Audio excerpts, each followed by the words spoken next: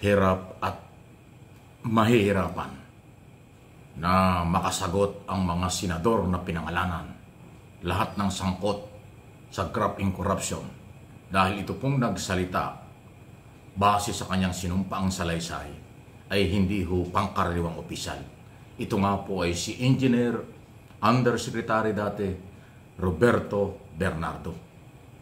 At hindi ho talaga ganong kadali ang kanyang sinabi at matindi.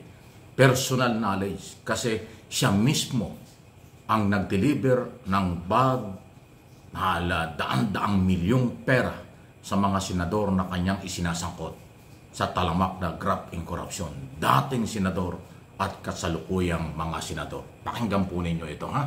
At huwag nating kalimutan ito. Kailangan po nating ulit-uliting itapik, pag-usapan ito dahil pera natin ang ninakaw nitong mga kawatan sa ating pamahalaan. Kung paano nakikipagtransaksyon sa kanya ang ilang mambabatas at kanilang staff para nga mangomisyon sa ilang mga proyektong pang-infrastruktura ng DPWH.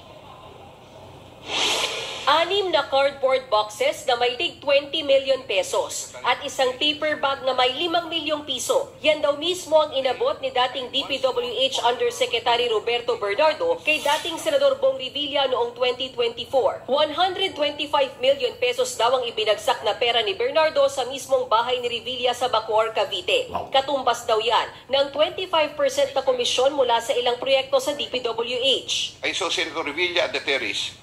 I walked over to Senator Revilla for a casual talk. While the boxes were being unloaded, Senator Revilla and I talked for about 20 to 25 minutes. I asked him, Sen, bakit hindi ka nangangampanya? Senator Bong replied, okay naman pare, maganda results ng survey. Relax muna.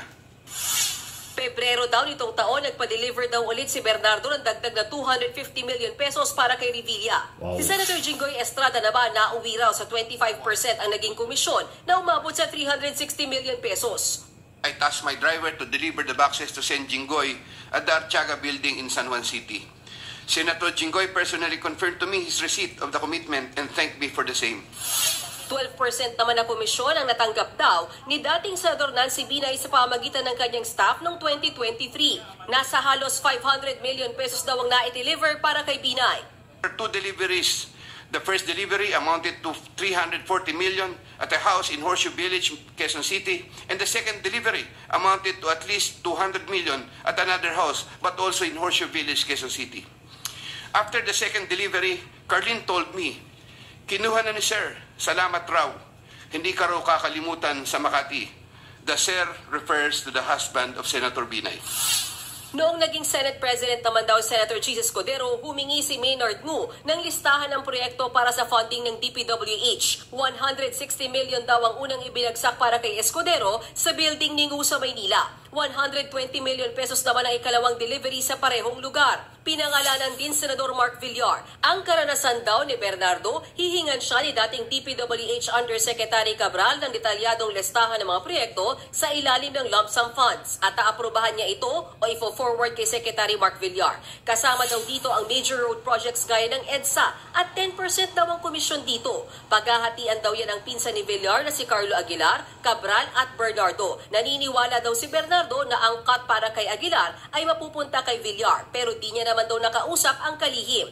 Nabanggit din ni Bernardo si dating Senador Grace Poe. Hindi raw direktang nagkausap si Bernardo at Poe. Sinabi daw ni dating DPWH Secretary Manuel Bunoan na may nakalaang proyekto para sa senadora na nagkakahalaga ng 500 million pesos at 20% daw ang komisyon na kinolekta naman ng isang kontraktor. Isa pang bagong pangalan sa salaysay ni Bernardo si dating senador at ngayon DepEd Secretary Sonny Angara. Ang nakatransaksyon naman daw ni Bernardo para kay Angara ay si DepEd Undersecretary Trigem Olivar. Hindi raw direktang nakausap ni Bernardo si Angara. Naging emosyonal naman si Bernardo nang idawit ang dating boss na si Bunoan. Bunoan is a long-time DPWH official who has held top positions through different administrations.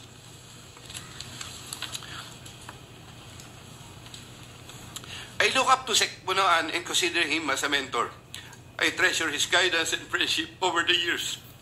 Sa pahayag ni Revilla, naniniwala siyang lalabas daw ang katotohanan. Itinanggi rin niya ang mga... Tindi, ano?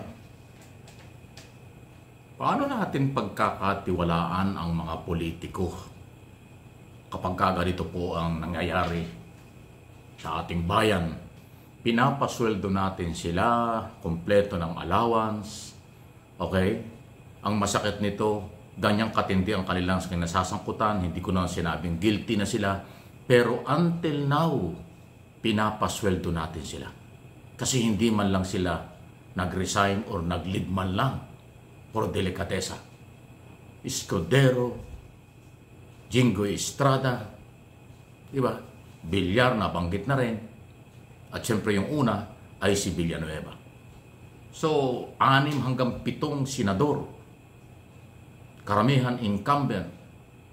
3 yung tapos ng term. Ngayon ay mayroon ng Makati sa Binay at saka Bong Revilla at Grace Poe. Ano bang ginawa nitong mga taong ito sa atin? At ito pong pahayag, sinumpa ang salaysay ni Undersecretary Bernardo, mataas na opisyal ng DPWH, at kanyang sinabit na nga sina Villar, dating boss niya, at si Bunoan na dating niyang boss. Ang mukhang malakas ang loob na mag-operate ay yung Undersecretary Cabral, yung babae. So, 2 DPWH Secretary ang sumabit sa mga pahayag ni Yosek Bernardo. Engineer po yan, Yosek po yan.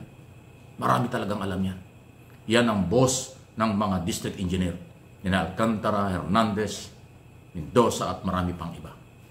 So sa akin pong personal na opinion, mas kapanipaniwala si Bernardo kumpara kay Saldico.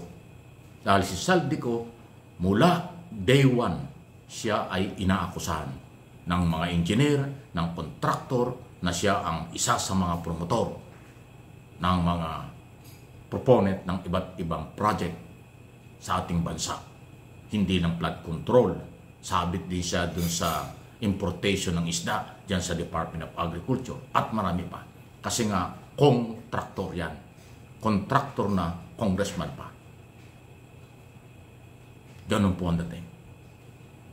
May pahaywatig pa ho si Undersecretary Bernardo na itong pangalawang supplemental na statement na kanyang sinumpaan ay meron pang pwedeng sumunod. Basta maalaala lang niya ang kung sino-sino mga pangalan at record ay kanya daw ilalabas. So sabi ni Bernardo, kailangan na nating sabihin ang lahat. Kailangan na nating i-expose ang lahat. At siya po ang merong sapat na kaalaman dyan. Dahil siya yung boss ng mga district engineer, siya yung nagde-decide, siya yung nakakaalam kung sino ang merong pondo, saan napunta yung pera, sino ang proponent, sino ang nag-request, sino ang naglaan ng pondo sa mga senador noon at ngayon. So yung nakaraang 19 Congress, ang daming senador na sabit. Yung iba nandyan pa hanggang ngayon. Ang lupit po nito. Sa akin pong, ulitin ko, sa akin pong personal na opinion, analysis sa isyong ito, si Bernardo ay kapanipaniwala. Ito talaga ang matibay na mga statement at maging testigo laban sa mga senador, congressman na nagsamantala sa pera ng bayan.